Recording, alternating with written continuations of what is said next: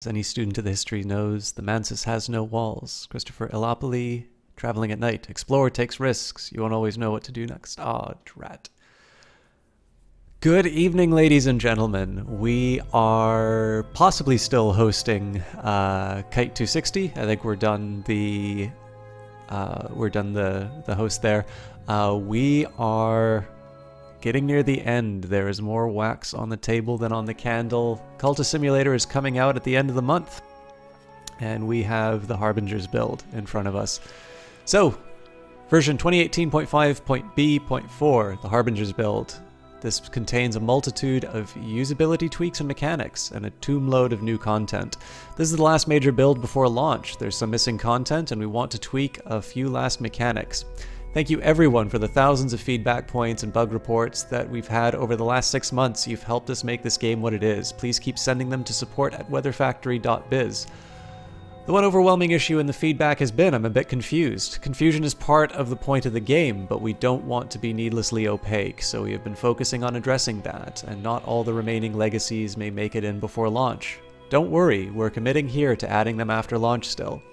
If you would like to help further, do tell your friends to wishlist the game on Steam, and make a joyful noise on launch day. We'll be live streaming on Kickstarter when we press the button at 6 PM GMT on the 31st of May 2018. Lottie and Alexis.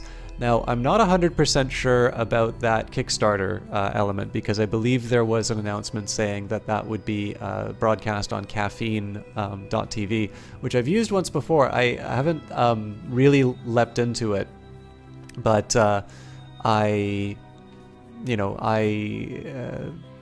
it's an interesting service. It seems to have improved the delay between streaming a game and interacting with the audience, so I think that would be particularly good for the launch. But I can definitely recommend a few people to follow if you would like to see that stream. You can follow @FactoryWeather to see the developer's official website. And then the two founders of Weather Factory, Alexis Kennedy is @Alexis Kennedy, and Lottie Bevan. I believe official title originally was producer, but I think the last few emails seem to have indicated shifting roles. Definitely can say co-founder, and all around. One of the reasons why I'm having difficulty describing is that I think from Sunless Sea a lot of people know who Alexis Kennedy is, but Lottie Bevan doesn't just wear many hats, but seems to have crafted new hats and mastered them and put them on. So I think it is best to say she's the lady with the superpowers. In any case, you can follow her account @TronBevan. Other resources that you might find interesting, there is a Cultist Simulator Discord. I don't have any links for that right away, but I'm sure they will happily provide one for you if you ask. This game is currently available to wishlist on more or less all the major distributors. So if you do !game, I have my GOG affiliate link, and you can get a notification for that.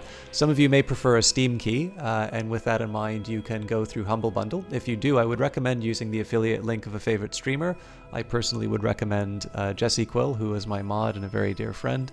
But of course, if you would like, you can also order it through Steam, and Steam of course has its own wishlist system, but you aren't able to help out somebody who provides content and has an affiliate link through that.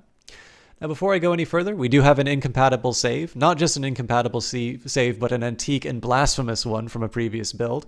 We will purge it, but as always, it's nice to remind ourselves of who is making the game. K5, how are you doing? Great to see you. I will, of course, warn some of you guys. For those of you, there's a small number of people. This has actually been one very rewarding thing. I'll give you a proper shout out a little bit later on, K5, when there's a bit more of a pulse in the chat, or at least the rustling of bones. But K5 and the Cool Eagle in particular have been very kind in offering their feedback in terms of not just their interest in the game, but whatever small role I had in generating that interest. And it's always very important to remember that streamers at the best are just sort of a guest in a house that has been built by a team, and the team you actually see on the you see the team on the screen in front of you, and I'll be writing up exactly who did what, or sorry, I'll be reading it out properly. But with that in mind, it does help me in terms of my own planning. When people give feedback like, I didn't hear about this thing, and I'm very happy I found out about it, that means a lot. It's something that helps me do my own planning, and more importantly, it just makes it feel worthwhile for me. The ways that you support a stream are not just financial, but they can involve a nice word every now and again. So I will definitely let you know that K5 is a streamer. K5 came here originally because of Surviving Mars, but I believe has played Stellaris, definitely has played Surviving Mars, played Elite Dangerous, which I also happen to know that one of the designers of this game likes quite a bit, and most recently has been playing Cultist Simulator. So that's some excellent reasons to follow him, in addition to just having a very nice cast and an incredibly friendly community.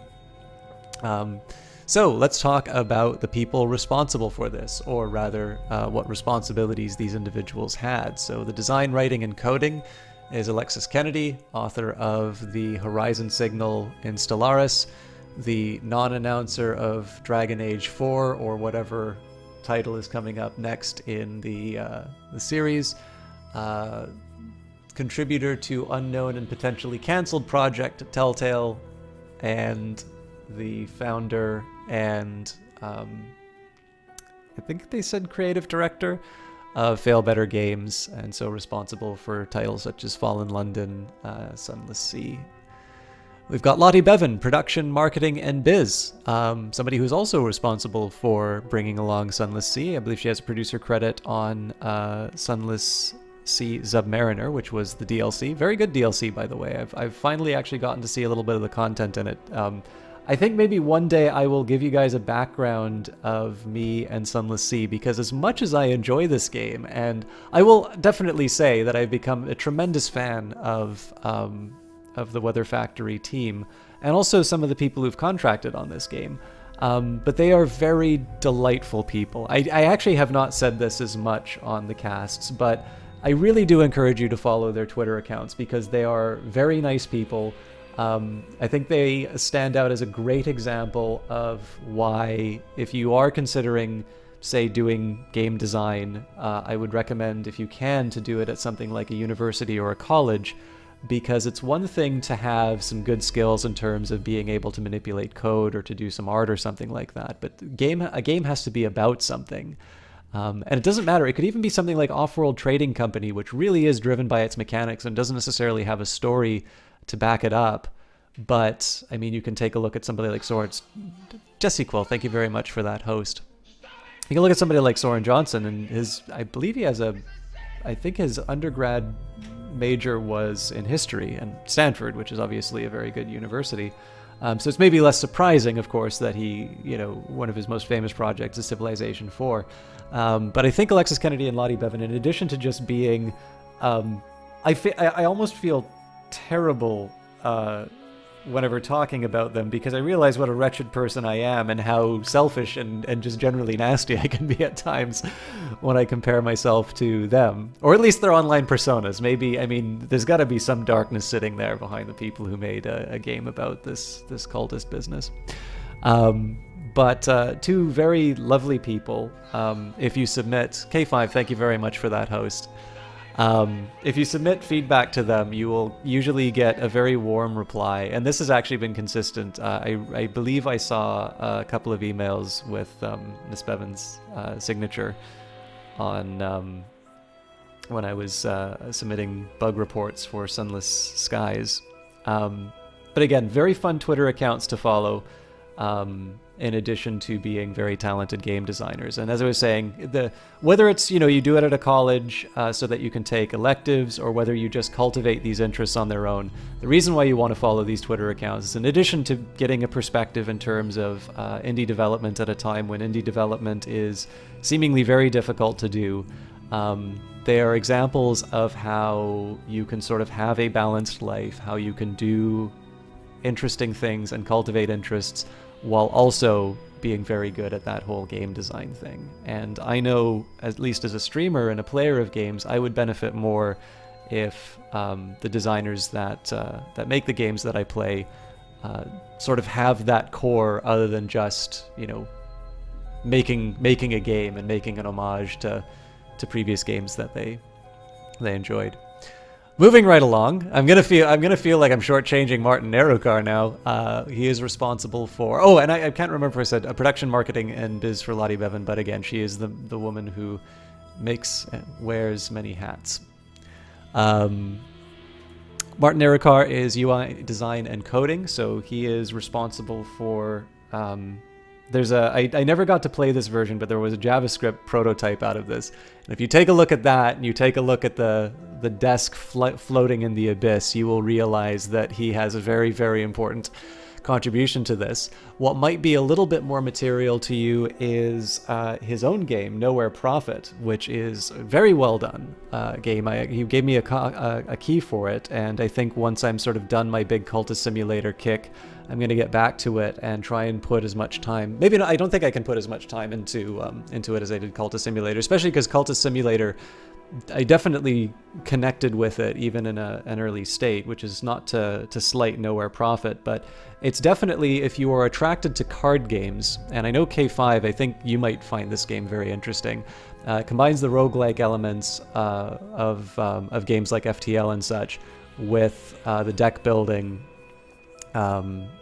The deck building of Hearthstone, and then its combat system, while it is card driven, does have a little bit of a placement element to it. So it sort of actually combines three things that the hex-based combat is more in my usual interests. It's maybe a smaller bit, but it actually takes some elements of Hearthstone and other deck building games that I'm not so good at, and it packages it in a way that it actually finally makes sense to me and I can get some enjoyment out of. And it has a really nice learning curve to it so that I don't get too overwhelmed with learning all the different options. So it's called Nowhere Profit. It's currently available on itch.io. And again, he is a Twitter account you can follow as well. I believe it's Nerokar, but I apologize. I haven't got it. It's not as fixed in my memory as the Weather Factory ones. But definitely one worth checking out, and I'm sure a Google search will confirm that. The wonderful art for this game is brought by several people. We've got Catherine Unger, Clockwork Cuckoo, Lottie Bevan, and Sarah Gordon. This is the same Lottie as above. Sarah Gordon, I think, has actually got a couple of subjects of blog posts. You get to sort of see the art process behind which some of these the tarot cards have been built, and there's some detail. I like it. I know some people don't necessarily like the spoiler style material. I didn't find it that troubling. It definitely didn't tell you how to make a formula or something like that. But if you haven't checked it out, definitely check out the Weather Factory blog, because you get to see how some of these things come together. And especially if you're coming to Cultist Simulator now at a point where you're not able to get, you know, obviously you can't buy the game right now. You have to wishlist it.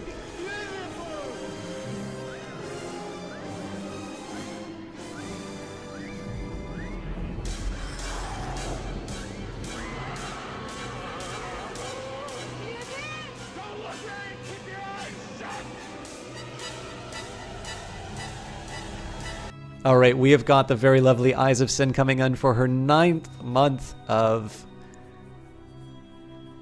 subbing.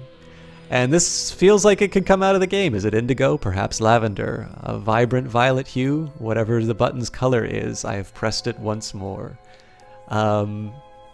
Maybe you'll be writing a DLC for this Eyes of Sin. Thank you so much for that support. Guys, if you want to know the level of support that Eyes of Sin has given to this cast, you need only take a look at these 3 beautiful emotes that I'm going to put into the chat. Sorry for cutting out the music. She's a very nice artist in her own right. If you have not checked out her portfolio that I put out on Twitter, I definitely recommend that. If you'd like Sin, feel free to put that inside the chat. She is a streamer herself, so you can follow her. But like I said, I'll be doing all the shoutouts a little bit later on into the cast. I don't like doing that at the start.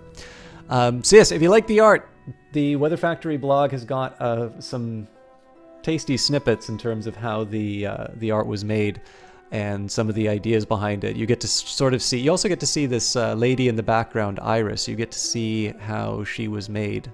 on that blog. And for me, a really rewarding part of the Cultist Simulator experience has been following the development of this game.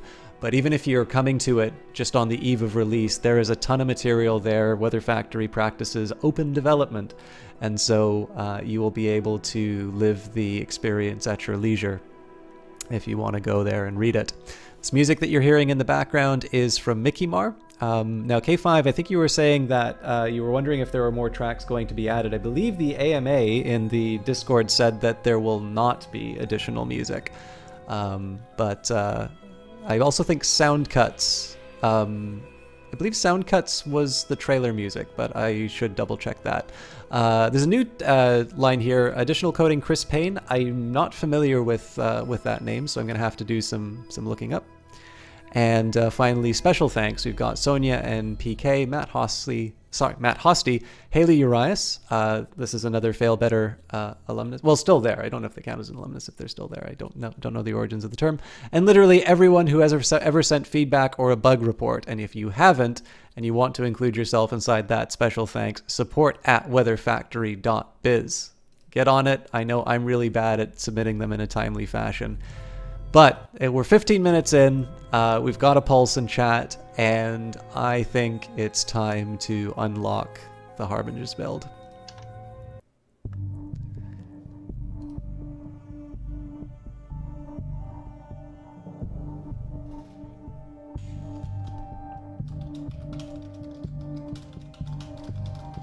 This is the story of John Crowley, also no relation. Alone in this chilly city with my useless education and my dreams. What now? Could I become something more? We begin with menial unemployment, a precarious position as a hospital porter. Miserable, but it's all that I can find right now. And I have to earn a living, practice the invisible arts. So we only have one option. We work another shift at the hospital. Another shift mopping the darkened hallways, delivering post to hollow-eyed invalids, trundling corpse-laden gurneys to the basement. Is the game a little too loud for you guys, or is the volume okay? I'm gonna turn my system volume down a touch. Halfway through your shift, the head porter beckons you aside. We won't require your services any longer, he says. Here's your last payment.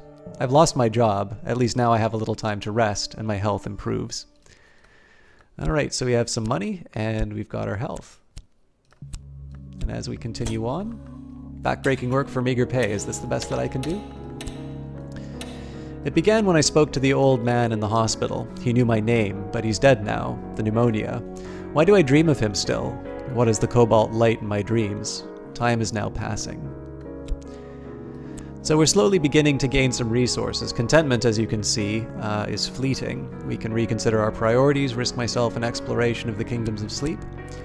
And time passes. I need funds to live, but perhaps this recent upset in my circumstances is a secret blessing. Is there something to my dreams? There is change in the air. And so, as many people found, and I think a lot of casters can relate to this, plenty of people, especially the most famous ones, started off by losing their jobs. I think it would be an interesting study to see whether or not the 2008 financial crisis led to an uptick in the number of people who started doing streaming for a living. Because I feel like that, one, theoretically makes sense, and two, the day is done, but so am I. I have earned my pay, so I am fatigued. This is great because it means here I have kind of a countdown in terms of being able to work again, which is a little bit more consistent with what manual labor is. A letter from a solicitor. The old man at the hospital, the one I dream of, has named me in his will. I will hear more soon. So I used to paint. I could paint those sights I half remember from my dreams. I might sell something. I probably won't. Money's a good inspiration. The old man has bequeathed me a sum of money and a packet of peculiar papers. Poetry, riddles, metaphysical speculations. For the first time in months, there is some fuel for my reason, and we have unlocked the study, as well as some ducats. Dusty facts have come clear in my brain, for now at least. Alright, so we've got our health back. In this case, let's start by studying the bequest, and we will use our reason to check it. I'll examine each item with meticulous care. So what I'm sort of doing here, I can... An early night rest, reconsider your priority. Let's see what dreaming. I'm going to cut myself off from potential income by doing this, but... Oh, actually, this was probably not the smartest thing. I've sold a painting. I found a customer. She'll probably hang it in her spare bedroom and never look at it again. But her money is good. So far it looks like these have been pretty dim. So we've gained some mystique, and we've gained 2 funds. Alright, we'll examine the bequest employing reason. Now, because my timers are running down, I'm actually going to take a minute here and read this all out properly. But you guys can maybe see, I'll do a quick pause, because I know a few of you are still sort of on the fence in terms of seeing how to use the game. This game is definitely not for everyone. And I would love it if this game finds a huge audience, because I actually really think that deep down a lot of people want to play a game like this, and they're not aware of it. But it asks quite a bit of you in a way that games don't at the moment. So what you have in front of you, you've got a desk. You've got a desk full of options, basically. There's a number of things that you're confronted with. And the game doesn't necessarily tell you how to play it. It's getting better in terms of giving you some basic ideas. So funds. Oop, save the game, but not the world! Enough to support me for a little while in adequate comfort. That's an ingredient. Fuel, ointment, pigment, patience. All are consumed in time. Passion. Dull minds are neither intuitive or mathematical. With enough glimmering, you can study to gain more passion. It is an ability. Brain or heart, hand or eye. Most of us are born with most of them. It also has the aspect of moth. I knew a man who captured moths in a bell jar. On nights like this, he would release them one by one to die in the candle. Moth is the wild and perilous principle of chaos and yearning. Erudition. I have learnt a great deal lately. I may be close to advancement. Erudition can be used with study to gain reason. It lasts only 3 minutes if unused. So what you have is a lot of these things might map to your own life, or they might consider them sort of stats for a character. And you're basically given things and you're given actions on things. And because this is a game about somebody who, in this particular case, who has lost their employment and is now sort of put into a world where they've been given this bequest, you need to make something of that. And of course it's called Cultist Simulator, so that something is probably going to involve sort of delving into the unknown, into the mysterious. And again, all of this takes place on a table. All of this is very abstract. You know, you are not going to see drawings of the horrible... Well, sorry, you'll see drawings of the horrible beasts beyond, but you're not going to see a 3D representation of them. You're not going to see them drag you down into the pit, and you're not going to see yourself go mad. You're going to see it represented through these cards. And likewise, just as the occult or an economics text or a psychology text doesn't give you all the answers right away, you know, it will tell you the theory, it will tell you how to conduct empirical projects, but it's not going to tell you some causal relationship that you're looking for. Or in the case of the mysterious, you're not going to get a dummy's guide to the Mansis. You're going to need to experiment, and you're going to need to combine things. Inspiration may come in unusual places, and this is ultimately going to be what will decide whether or not this game is for someone. If you enjoy that process of discovery, if you like to play games and, like me, you're stubborn in terms of, you know, avoiding a wiki or something like that, then this game will be very rewarding for you, and you're going to enjoy this process of, you know, the mechanics being moving cards on a table, but in reality the game is going to be not just playing in your head, but it's going to be working its magic. It's almost like listening to a radio play or reading a book. And I think this is a really great thing, because rather than sort of putting yourself on hold and reading a bunch of text, I mean, I'm doing this right now, but it's a stream, so... or sitting by and passively waiting for a cutscene to finish to tell you what your character actually did. Everything's going on in your head, and you're going to be able to make some decisions. Maybe you don't want to do this cultist thing anymore. Maybe an adequate and comfortable life is all that you've ever really wanted. Maybe you just find that being unhappy for a long time isn't worth it. Or maybe you want to try and push that as far as it is. Maybe you will change your mind, and where originally you wanted great knowledge, maybe you'll try and pursue great power. All of these things are possible inside of this game. And as long as you're willing to accept this abstract representation of things that go on, and whether you want to view them as sort of things that can be mapped to your own life, or if you just simply want to live in the fantasy that this game is presenting you. There's a lot of depth behind this. There's a wonderful complexity between all of the interactions in the game, but it's getting to a point now where you're no longer just putting things together and guessing. What you want to start doing is taking a look at the different icons in the game and thinking, ooh, this is the aspect of the lantern. What are some other things that lantern might need, and so on and so forth. No living organism can continue for long to exist sanely under conditions of absolute reality. Shirley Jackson. With erudition, you can study to gain more reason. My correspondent describes my dreams exactly. They use names that are instantly familiar. The house, the wood, the hours, the glory. They knew the secrets beneath time and the skin of the world. A new curiosity burns in me. There is a note here, directions to a bookshop that does not advertise its wares, and we have unlocked exploration. So we've got notes with a possible collaborator, directions to Moorlands, the temptation of enlightenment. It has occurred to me that I hold the key to wisdom. This card will allow you to win an enlightenment victory. If you upgrade it far enough, dreaming about it might advance or change it. And we've got our first piece of lore, the Watchman's Secret. It has been expressed like this: each hour has its color, but color exists only where there is light. This is the aspect of lantern. Life is a pure flame, and we live by an invisible sun within us. Thomas Brown. Lantern is the principle of the secret place, sometimes called the house of the sun. Of the sun and of the light above it.